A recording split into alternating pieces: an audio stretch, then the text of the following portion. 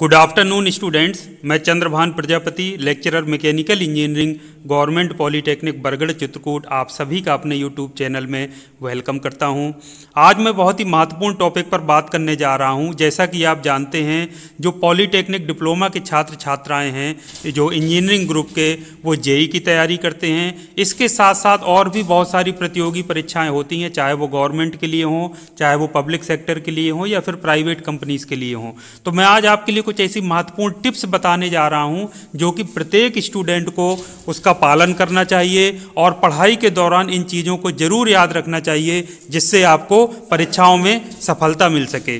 तो आइए शुरुआत करते हैं। सबसे पहला जो महत्वपूर्ण बिंदु है वो ये है कि परीक्षा में जो पूछे जाने वाले समस्त विषय हैं, आपको पता है कि जैसे जेई का मान लीजिए पेपर होना है तो उसमें विषय निर्धारित होता है अलग अलग, जैसे एसएससी जेई वाले तो उसमें सिलेबस बता देते हैं। तो जो जो भी विषय हैं तो उन सभी विषयों की विषयवार आप स्पाइडर जो नोट्स हैं या फिर की पॉइंट नोट्स हैं उनको तैयार कर लीजिए। इससे आपको परीक्षा के पहले दोहराने में आसानी होगी, रिवीजन करने में।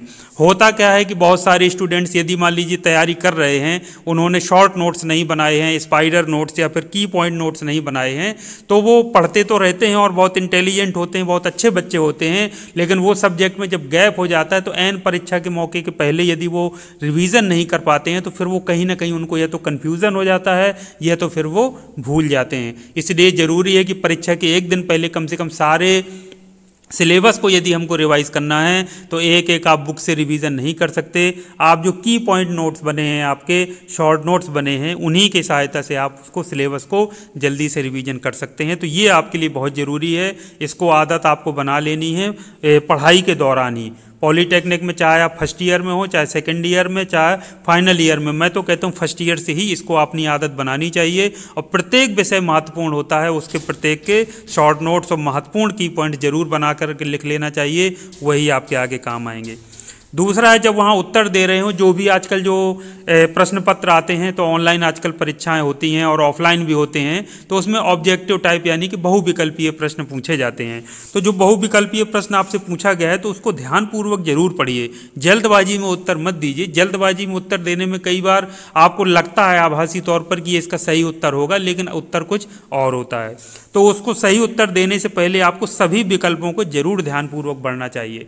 उसमें कई बार क्या होता है, प्रश्न जल्दी से छात्र ने पढ़ा, देखा कि ए नंबर का ही है, उसको ठीक लगा और लगा दिया। और होता क्या है, कई बार नीचे के जो विकल्प आप देखो, उपरोक्त सभी, कई बार बहुत उसमें क्वेश्चंस ऐसे होते हैं कि जिसमें और भी जो नीचे के ऑप्शंस दिए रहते हैं वो भी सही होते हैं और उपरोक्त सही उसका डी आंसर सही हो जाता है। या उपरोक्त में से कहीं कोई नहीं वाला भी कई बार जरूर ध्यान दे लेना चाहिए, कहीं ये तो नहीं है।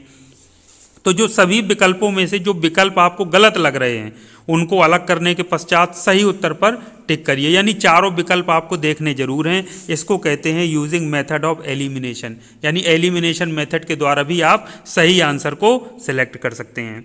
अगला है, प्रश्न में सही उत्तर देने से पहले उपरोक्त सभी, ऑल ऑफ द अबव या उपरोक्त में से कोई नहीं पर एक बार जरूर विचार करिए। यदि ऐसा उसमें दिया है तो जरूर आप देखिए कि चारों में से कहीं ऐसा तो नहीं कि यही उत्तर सही हो। उसके बाद है, जो प्रश्न आपको अच्छे से आते हैं उनका उत्तर आप पहले से दे दीजिए। उसके बाद अन्य प्रश्नों पर अपना ध्यान फोकस करिए। ये बड़ी ही महत्वपूर्ण चीज़ है, इसको आपको याद रखना है, क्योंकि इसके चक्कर में कई बार क्या होता है, स्टूडेंट शुरुआत में ही 2-4 प्रश्न ऐसे लेंदी मिल जाते हैं, उसमें उलझ जाते हैं और अपना टाइम किल कर देते हैं। और जो लास्ट तक जो सिंपल प्रश्न उनको आते भी रहते हैं वो कहीं ना कहीं स्टूडेंट्स के छूट जाते हैं। तो बहुत ज़रूरी है कि आप समय का ध्यान रखें, जिसे हम कहते हैं टाइम मैनेजमेंट। ये टाइम मैनेजमेंट आपका बहुत ज़्यादा जरूरी है, इसको आपको जरूर ध्यान रखना है। तो सही तरीका यह है कि पहले से जल्दी जल्दी जो आते हैं वो सारे देखते हुए आप कर लीजिए पूरे, फिर शुरुआत से जो आपने छोड़ दिए थे उन पर ध्यान दीजिए, जो थोड़ा आसानी से हो सकते हैं, फिर सबसे कठिन की तरफ सबसे बाद में जाइए जब आपके पास समय बचे। अगला है कि यदि आपकी देखिए नेगेटिव मार्किंग ना हो तो सही और सटीक अनुमान लगाकर शेष रह गए सभी प्रश्नों के आप उत्तर दीजिए। यदि नेगेटिव मार्किंग नहीं है तो कोई भी प्रश्न मत छोड़िए, 100% प्रश्न सॉल्व करिए। लेकिन यदि नेगेटिव मार्किंग है तो नेगेटिव मार्किंग में मैं आपसे यही कहूँगा कि यदि आप गलत उत्तर देंगे तो आपके माइनस मार्किंग होगी, उससे आपके काफ़ी नंबर कट सकते हैं। तो जो आपको सही उत्तर आता है, सही आंसर पता है, उसी का आप टिक करिए। नहीं अगर आता है, कठिन लग रहा है, नहीं पता है, तो आप उसको टिक मत करिए, जिससे कि आपके नेगेटिव यानी माइनस मार्किंग आपकी ना होने पाए। हमेशा परीक्षा के दौरान और परीक्षा के पहले जब आप तैयारी कर रहे हो तो हमेशा पॉजिटिव एटीट्यूड बहुत ज़रूरी है। तो हमेशा अपना सकारात्मक दृष्टिकोण बनाए रखें, नकारात्मक मानसिकता अपनी ना रखें। तो जो सबसे महत्वपूर्ण बात है वो जेईई या जो अन्य प्रतियोगी परीक्षाओं हेतु तैयारी जो है वो पॉलीटेक्निक की पढ़ाई के दौरान ही आपको करते रहना है।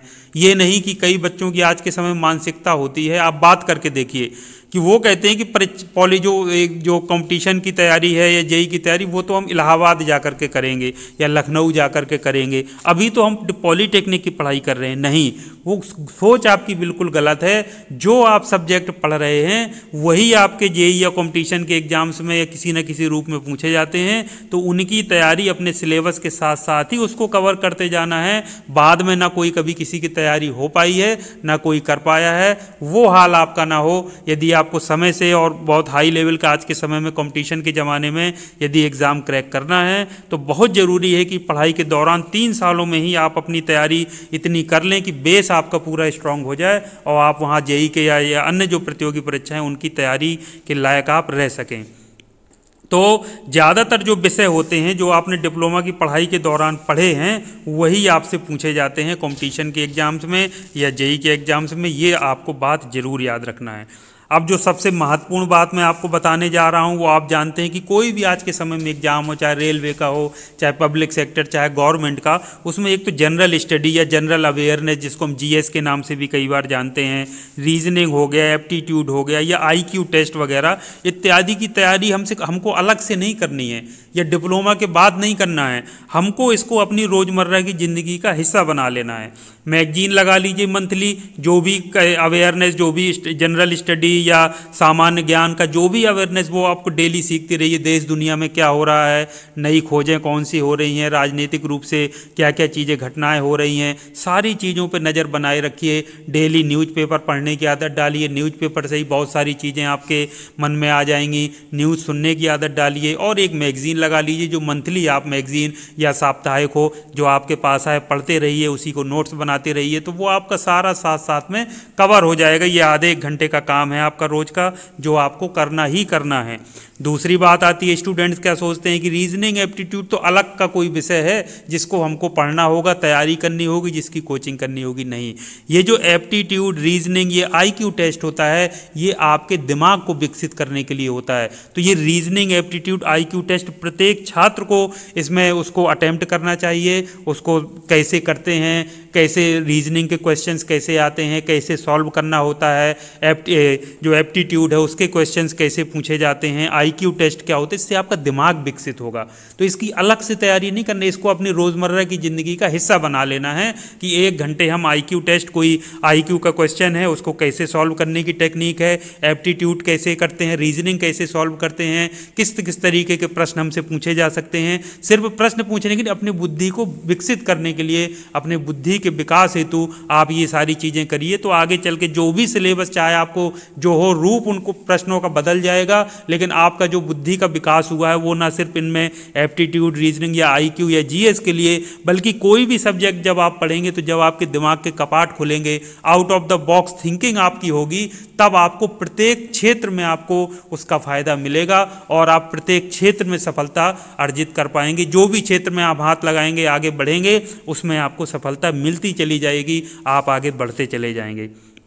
तो ये थे बच्चों आपके लिए बहुत ही महत्वपूर्ण टिप्स।